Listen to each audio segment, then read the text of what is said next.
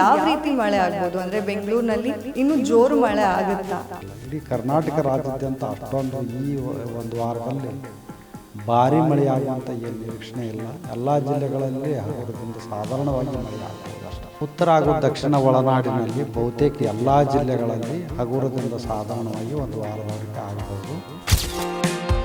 ನಿನ್ನೆ ಬೆಂಗಳೂರಿನಲ್ಲಿ ಧಾರಾಕಾರ ಮಳೆ ಆಗಿದೆ. ಇದ್ದಕ್ಕಿದ್ದಂತೆ ಮಳೆ ಶುರುವಾಗಿದ್ದರಿಂದ ಸಿಕ್ಕಾಪಟ್ಟೆ ತೊಂದರೆ ಕೂಡ ಆಯಿತು, ಅವಾಂತರಗಳು ಕೂಡ ಆಗ್ತಾ ಇದೆ. ಸಾಕಷ್ಟು ಮರಗಳು ಕೂಡ ಬಿದ್ದಿದೆ, ನೀರು ನಿಂತಲ್ಲೇ ನಿಂತುಬಿಟ್ಟಿದೆ. ಮಳೆ ಬಿದ್ದು ಹರಿದಾದ್ಮೇಲೂ ಕೂಡ ನೀರು ಎಲ್ಲಿತ್ತು ಅಲ್ಲೇ ಹಾಗೇ ಇದೆ.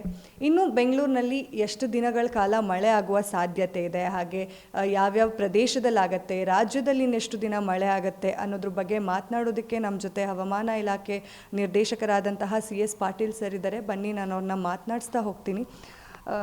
ಸರ್, ನಿನ್ನೆ ಬೆಂಗಳೂರಿನಲ್ಲಿ ಧಾರಾಕಾರ ಮಳೆ ಆಗಿದೆ. ಅದೊಂಥರ ಸರ್ಪ್ರೈಸಿಂಗ್ ಅಂತಲೇ ಹೇಳ್ಬೋದು ನಮ್ಮ ಬೆಂಗಳೂರು ಜನಕ್ಕೆ. ಇನ್ನು ಎಷ್ಟು ದಿನ ಮಳೆ ಆಗುತ್ತೆ? ನಾಳೆ ಬುಧವಾರ ಗುರುವಾರ ಒಂದು ಸ್ವಲ್ಪ ಮಳೆ ಪ್ರಮಾಣ ಕಡಿಮೆ ಆಗಿ ಮತ್ತು ಶುಕ್ರವಾರ ಶನಿವಾರ ಆದಿತ್ಯವಾರ ಇನ್ನೂ ಮಳೆ ಆಗ್ಬೋದು. ಇನ್ನು ಉತ್ತರ ಹಾಗೂ ದಕ್ಷಿಣ ಒಳನಾಡಿನಲ್ಲಿ ಬಹುತೇಕ ಎಲ್ಲ ಸ್ಥಳಗಳಲ್ಲಿ ಹಗುರದಿಂದ ಸಾಧಾರಣವಾಗಿ ಮಳೆ ಆಗ್ಬೋದು. ನಿನ್ನೆ ಬೆಂಗಳೂರಿನಲ್ಲಿ ಸುಮಾರು 4 ಸೆಂಟಿಮೀಟರ್ ಮಳೆಯಾಗಿದೆ. ಅದು ಒಂದು ಸಾಧಾರಣ ಮಳೆ ಅಷ್ಟೇ, ಅದೇನು ಭಾರಿ ಮಳೆ ಅಂತೇನಿಲ್ಲ. ಅಂದರೆ ನಮ್ಮ ಬೆಂಗಳೂರು ಜನಕ್ಕೆ ನಿನ್ನೆ ಬಂದಂತಹ ಮಳೆ ತುಂಬ ಅಂದರೆ ಕೆಲವು ಗಂಟೆಗಳ ಕಾಲನೇ ಉಳ್ಕೊಂತು ಆ ಮಳೆ. ಹಾಗಾಗಿ ಇದು ಚಿಕ್ಕ ಮಳೆನೇ ಅಂತಲೂ ಹೇಳ್ಬೋದು, ಹಾಗೆ ತುಂಬ ಜಾಸ್ತಿ ಎಫೆಕ್ಟ್ ಮಾಡಿರುವಂತಹ ಮಳೆ ಅಂತಲೂ ಹೇಳ್ಬೋದು. ಇನ್ನು ಯಾವ ರೀತಿ ಮಳೆ ಆಗ್ಬೋದು ಅಂದರೆ ಬೆಂಗಳೂರಿನಲ್ಲಿ ಇನ್ನೂ ಜೋರು ಮಳೆ ಆಗುತ್ತಾ? ಇವತ್ತೂ ಸಾಧಾರಣವಾಗಿ ಮಳೆ ಆಗ್ಬೋದು, ಅಂಥ ಭಾರಿ ಮಳೆ ಆಗುವಂಥ ನಿರೀಕ್ಷಣೆ ಈ ವಾರದಲ್ಲಿ ಏನಿಲ್ಲ. ಇನ್ನು 7 ದಿನಗಳವರೆಗೆ ಅಷ್ಟೊಂದು ಏನು ಭಾರಿ ಮಳೆ ಆಗಲ್ಲ, ಹಗುರದಿಂದ ಸಾಧಾರಣವಾಗಿ ಮಳೆ ಆಗ್ಬೋದು ಬೆಂಗಳೂರಿನಲ್ಲಿ. ರಾಜ್ಯದಲ್ಲಿ ಇನ್ನು ಎಷ್ಟು ದಿನಗಳ ಕಾಲ ಮಳೆ ಆಗುತ್ತೆ? ಉತ್ತರ ಹಾಗೂ ದಕ್ಷಿಣ ಒಳನಾಡಿನಲ್ಲಿ ಬಹುತೇಕ ಎಲ್ಲ ಜಿಲ್ಲೆಗಳಲ್ಲಿ ಹಗುರದಿಂದ ಸಾಧಾರಣವಾಗಿ ಒಂದು ವಾರದವರೆಗೆ ಆಗ್ಬೋದು.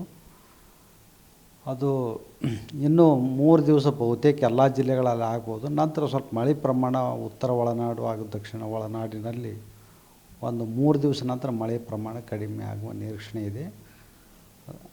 ಕರಾವಳಿ ಜಿಲ್ಲೆಗಳಲ್ಲಿ ಮುಂದಿನ 7 ದಿನಗಳವರೆಗೆ ವ್ಯಾಪಕವಾಗಿ ಮಳೆ ಆಗ್ಬೋದು. ಅಲ್ಲಿನೂ ಕೂಡ ಹಗುರದಿಂದ ಸಾಧಾರಣವಾಗಿ ಕರಾವಳಿ ಜಿಲ್ಲೆಗಳಲ್ಲಿ ಮಳೆಯಾಗುವ ಸಾಧ್ಯತೆ ಐತಿ. ಅಲ್ಲಿ ಯಾವುದೇ ನಾವು ಅಲರ್ಟ್ ಕೊಟ್ಟಿಲ್ಲ, ಹೆವಿ ರೇನ್ಫಾಲ್ ವಾರ್ನಿಂಗೂ ಯಾವುದೂ ಕೊಟ್ಟಿಲ್ಲ. ಉತ್ತರ ಒಳನಾಡು ಹಾಗೂ ದಕ್ಷಿಣ ಒಳನಾಡಿನಲ್ಲೂ ಕೂಡ ಯಾವುದೇ ವಾರ್ನಿಂಗ್ ಇಲ್ಲ. ಇಡೀ ಕರ್ನಾಟಕ ರಾಜ್ಯಾದ್ಯಂತ ಅಷ್ಟೊಂದು ಈ ಒಂದು ವಾರದಲ್ಲಿ ಭಾರಿ ಮಳೆಯಾಗುವಂಥ ಏನು ನಿರೀಕ್ಷಣೆ ಇಲ್ಲ. ಎಲ್ಲ ಜಿಲ್ಲೆಗಳಲ್ಲಿ ಹಗುರದಿಂದ ಸಾಧಾರಣವಾಗಿ ಮಳೆ ಆಗ್ಬೋದು ಅಷ್ಟೆ. ಸರ್, ಇನ್ನು ಎಷ್ಟು ತಿಂಗಳುಗಳ ಕಾಲ ಈ ಮಳೆ ಮುಂದುವರಿಯುತ್ತೆ? ಇದು ನೈಋತ್ಯ ಮಾನ್ಸೂನ್ ಅಕ್ಟೋಬರ್ 15ರ ತನಕ ಇರ್ತೈತಿ. ಸುಮಾರು ಅಕ್ಟೋಬರ್ 15ರ ನಂತರ ಈಶಾನ್ಯ ಮಾರುತ ಸೆಟ್ ಆಗ್ಬೋದು. ದಕ್ಷಿಣ ಒಳನಾಡಿನಲ್ಲಿ ಸುಮಾರು ನವಂಬರ್ 15ರ ತನಕ ಮಳೆ ಇರಬಹುದು.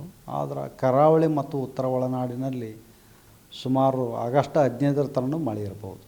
ಬೆಂಗಳೂರಿನಲ್ಲಿ ಎಲ್ಲಿವರೆಗೂ ಮಳೆ ಆಗುತ್ತೆ ಸರ್? ಬೆಂಗಳೂರಿನಲ್ಲಿ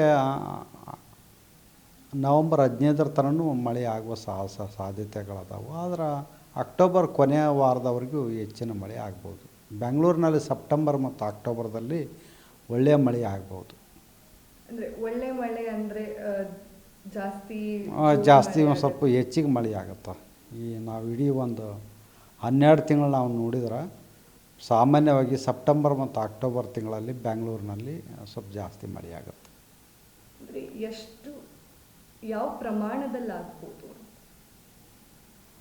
ಸಾಮಾನ್ಯವಾಗಿ ಸಾಧಾರಣವಾಗಿ ಮಳೆ ಆಗ್ಬೋದು, ಒಂದೊಂದು ದಿವಸ ಭಾರಿ ಮಳೆನೂ ಆಗ್ಬೋದು ಅಕ್ಟೋಬರ್ದಾಗ ಸೆಪ್ಟೆಂಬರ್ದಲ್ಲಿ.